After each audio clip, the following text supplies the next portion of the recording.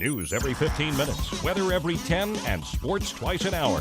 Newstalk, KGVO, AM 1290 and now 101.5 FM. You're listening to Montana Morning with Peter Christian. Dramatic testimony in Friday's Marcus Karma murder trial. Good morning, everyone. It's Montana Morning. It's Monday, December the 8th, 2014.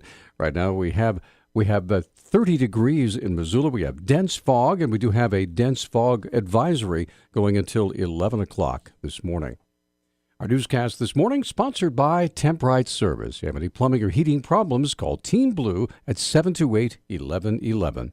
This morning's top story in a dramatic turn of events Friday. Janelle Flager, testifying in the murder trial of her partner and father of her son Marcus Karma, denied words that she had spoken to a police officer regarding what she says she heard in her garage moments before the fatal shot was fired in which Darren Dede was killed. Dede evidently, according to Flager's earlier testimony, had pleaded for his life. You're telling the jury today? I said a lot of things that weren't untrue. But my question, remember we talked about trying to keep it short so we could get through it. You're telling the jury today that you never heard those words. I did not hear those words. I wish I said those words. The trial of Marcus Karma for deliberate homicide continues this morning at about 8:30. Let's continue with that story. The state continues to present its case. Friday's testimony also included a story told by Mike McMillan with a local lawn care firm who related his experience with the defendant when he was attempting to treat the Karma's lawn just days before the shooting. At that point, I turn around with my lawn hose, and the customer, Mr. Karma, was standing in his driveway naked, pointing what appeared to be a rifle or a shotgun at me. Missoula Police Officer J.P. Jones, questioned by Deputy County Attorney Jennifer Clark, said it is not police policy to use deadly force while protecting property. In order to use deadly force, you have to know that you are in threat of deadly force. Yes. Being used against you. Yes, me or somebody else. Okay. If somebody's taking property, are you allowed to use deadly force? No. The defense claims Karma was justified in using deadly force when he confronted Darren Dede inside his pitch-black garage on April 27th. Karma fired 4 shotgun blasts into the garage, 2 of which struck Dede, killing him. Testimony again continues later this morning. A judge has set a June 23rd trial date for a former girls basketball coach who was accused of raping 2 of his players at Lone Peak High School in Big Sky. Kyle Keith Kokot has pleaded not guilty to 2 felony counts of sexual intercourse without consent. He's been released from jail on bond and has been fired by the school district.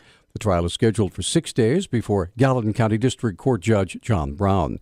Kokot was arrested August 29th after the parents of one of the girls went to the school superintendent. Charging documents say Kokot has acknowledged having sex with the 2 girls and knowing they were 14 and 16 at the time.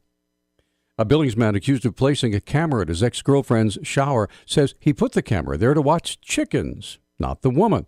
Terrell Frank Stoltz pleaded not guilty Friday to a surreptitious visual observation or recordation in a residence. The Billings Gazette reports that the woman discovered the camera in August and confronted him.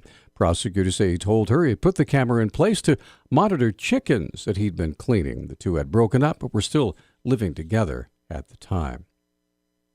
Missoula County Commissioners began tallying up votes in a recount Friday morning for Senate District 49 between Democrat Diane Sands, the electee, and Republican Dick Haynes, who had petitioned for a bonded recount. Rebecca Connors with Missoula Elections Office said the recount board had been hard at work. We're working with over 8,000 ballots. That includes votes that went for Diane, for Dick, and then also over or under votes. So over votes meaning they selected too many selections for that race, or under they didn't cast a vote in that race. So we dedicated about 4 hours to the resolution ballots. So the first 4 hours were just dedicated to checking if those ballots, if they were recreated, that they were done so correctly, and everything checked out. Connor says recounting is done manually and should take around 12 to 17 hours to complete. This is a process we don't want to rush. This is all manual. We want to make sure we're accurate and precise. And our office is excited about this opportunity because we get questioned so much about there's ever a chance to go back through ballots after an election and just confirm that the totals all check out. So this is a great opportunity to do that. As of Friday afternoon, about 25% of the votes were counted. I spoke with Dick Haynes last night, and he says he should have some interesting news about the recount later on this week. A reward of $5,000 has been offered in the case of a Helena quarter horse shot dead in her corral. The reward comes from the Humane Society of the United States. The Montana State Humane Society director tells the Independent Record that the horse's death was cruel. Police suspect a confused hunter may have shot and killed the albino horse. The animal was worth about $5,000. The horse's owner found the animal dead last Sunday morning. Police suspect the shooting occurred sometime last weekend. Montana livestock officials say a cow from a Madison County cattle herd has tested positive for brucellosis. The Department of Livestock said Friday that the animal was identified during a testing by a rancher whose cattle graze inside a designated disease surveillance area around Yellowstone Park. Brucellosis can cause pregnant animals to abort their young. State veterinarian Marty Zalewski says the ranch where the infection was found has been quarantined and adjacent livestock producers have been notified. Brucellosis was first introduced by infected livestock brought in by European settlers. It's since been largely eradicated from cattle in the U.S., but persists in elk and bison around Yellowstone Park. At the request of the Montana Office of Public Instruction, State Senator Robin Driscoll has introduced a bill that would increase the state's legal dropout age from 16 to 18. NBC Montana is reporting that the bill, if passed, would change Montana's compulsory attendance law to state that parents must keep their kids in school until they're 18, or if it's earlier, graduate high school or an equivalent program like a GED. Well, it's not London or even Seattle. It's just December in Missoula, and once again, western Montana is socked in. Meteorologist Darren Van Cleve says early this morning that the fog will probably stick around for at least another day. What we're seeing with the forecast right now is widespread dense freezing fog in the Missoula Valley and northern Bitterroot Valley through the night hours and into the morning, and then maybe some breaks during the day.